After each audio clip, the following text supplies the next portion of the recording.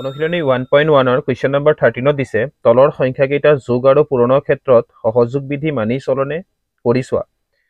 ইয়াত সংখ্যা তিনিটা দিয়া আছে। সহযোগ বিধিনো কি আছিল?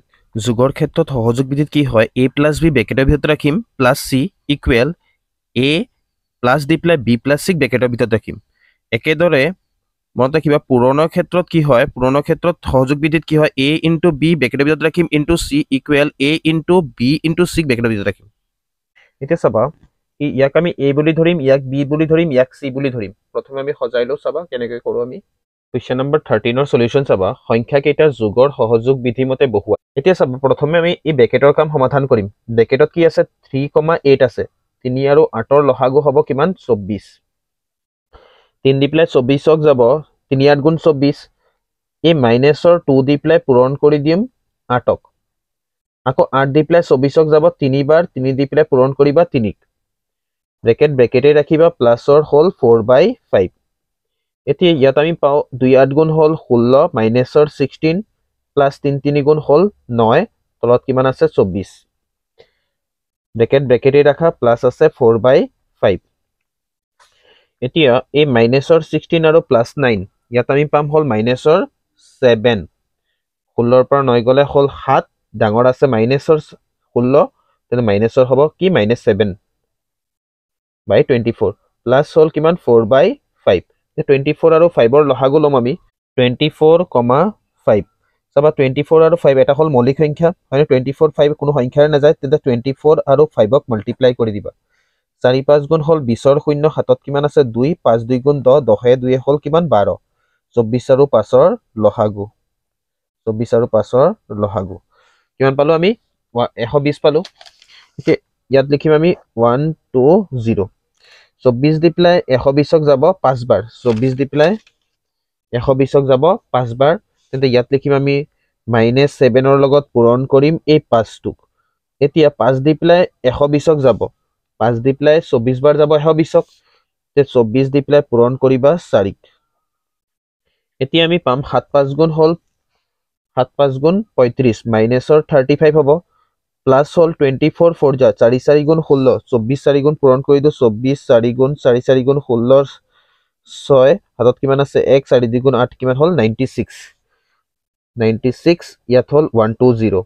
ইয়াত মাইনাছ কৰিলে আমি পাম 96ৰ পৰা আমি 35 মাইনাছ কৰিলে পাম 6ৰ পৰা 5 গ'লে 1 আৰু 9ৰ পৰা 3 গ'লে হ'ল 6, কিমান পাম 61।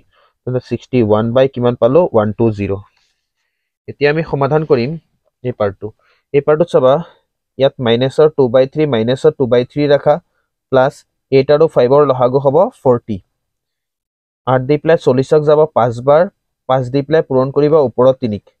5 দি পেলাই 40ক যাব 8 বাৰ, পূৰণ কৰিবা ওপৰৰ 4ক।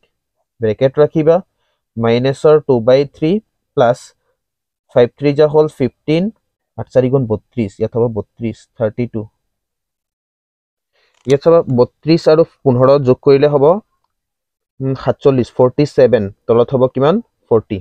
ইয়াত হ'ল চাবা এই 3 আৰু 40 লসাগু লওঁ, 3,40 লসাগু হ'ব 3, 40 দি পেলাই 3ক মাল্টিপ্লাই কৰি দিওঁ, 0 3 গুণ 0, 4 3 গুণ হ'ল 12, কিমান পালো 120। 40 আৰু 3 লসাগু 120। 3 দি পেলাই 120ক যাব 40 বাৰ, পূৰণ কৰিবা ওপৰৰ -2 লগত, মাইনাছৰ 2 লগত পূৰণ কৰিবা 40ক, যোগ 40 দি পেলাই 120ক যাব 3 বাৰ, তেন্তে 3 দি পেলাই পূৰণ কৰিবা এই 47ক। 40 2 গুণ হ'ব 80, মাইনাছৰ 80 প্লাছ 47 দি পেলাই 3ক পূৰণ কৰি দিওঁ, 47 দি পেলাই 3ক পূৰণ কৰিলে 7 3 গুণ 21, 1 হাতত কিমান আছে 2, 4 3 গুণ 12 2 হ'ল কিমান 14, 141 141, তলত হ'ল 120। 141 মাইনাছ কৰি দিওঁ 80, তেন্তে পাম 1, 14ৰ পৰা 8 গ'লে 6, কিমান পাম 61। ইয়াত কিমান পাম আমি 61 বাই কিমান 120 পালো। ইয়াত চাবা আমি যোগৰ ক্ষেত্ৰত কি পালো হয়নে, যোগৰ ক্ষেত্ৰত কি হ'ল এই 61/120 61/120 সমান হ'ল, যিহেতু 61/120 ইকুৱেল 61 বাই কি পালো 120 পালো। এতেকে -2/3, 3/8 আৰু 4/5 সংখ্যা কেইটা যোগৰ ক্ষেত্ৰত সহযোগ বিধি মানি চলে দাঁড়ি এতিয়া আমি কৰিম আকৌ পূৰণৰ ক্ষেত্ৰত আকৌ সংখ্যা কেইটা পূৰণৰ সহযোগ বিধি মতে বহুৱাই ইয়াত চাবা এই 3 দি পেলাই আমি এইটো 3 দি পেলাই এই ওপৰত 3 দি পেলাই এই 3 টো কাটিব পাৰো এই 3 দি পেলাই এই 3 কাটি দিলো এই 2 দি পেলাই 8 কাটি দিও 4 বাৰ হল তেন্তে ইয়াত আমি পাম মাইনাস ইয়াত আসলে 1/4 মাল্টিপ্লাই 4 বাই কি পালো 5 এই 4 দি পেলাই আকৌ 4 কাটি দিলো থাকি গল কিমান ইয়াত থাকিব 1 মাইনাস 1 বাই কিমান পাম আমি 5 হল ইয়াতো চাবা ইকুৱেল মাইনাস 2/3 ৰাখা এই 4 দি পেলাই 8ক আমি দুবাৰ কাটিব পাৰো তেনে ইয়াত থাকিব মাল্টিপ্লাই 3/2 গুণ হল 10 2 দি পেলাই ইয়াক কাটি দিয়া 2 গুণ 10 3 দি পেলাই ইয়াক কাটি দিয়া 3 গুণ 3 ইয়াতো পালো কি মাইনাসৰ 1 বাই কি পালো 5 ইয়াত -1/5 সমান হল যেহেতু -1/5 ইকুৱেল -1/5 এতেকে সংখ্যা কেইটা পূৰণৰ ক্ষেত্ৰত সহযোগ বিধি মানি চলে এটি হল 30 নম্বৰটোৰ সলিউশন কোৱেশ্চন নম্বৰ 14 দিছে এটা উদাহৰণৰ দ্বাৰা দেখুৱা যায় পৰিমেয় সংখ্যা হৰণৰ ক্ষেত্ৰত আবদ্ধ নহয় সলিউশন দিলো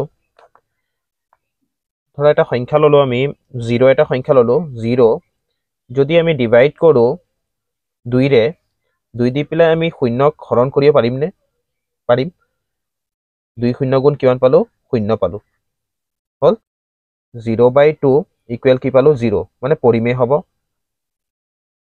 ই হ'ব পৰিমেয় এতিয়া এই সংখ্যাটোক যদি আমি এনেদৰে লিখো এই দুইটোক আগুৱাই লিখো ডিভাইডেড 0 দি পেলাই হৰণ কৰো মন দেখিবা ইয়াৰ 0 দি পেলাই আমি 2ক ডিভাইড কৰিম 0 দি পেলাই 2 কেতিয়াবা ডিভাইড হ'ব নে নহয় তে 0 বাই ইয়াক আমি 2/0 লিখিব পাৰো যেটো আমাৰ কি হয় সংখ্যাবদ্ধ হ'বনে কেতিয়াও নহয় ইয়াৰ মানে আমি নিৰ্ণয় কৰিব পাৰিম কিন্তু ইয়াত কি লিখি আমি সংখ্যাবদ্ধ নহয়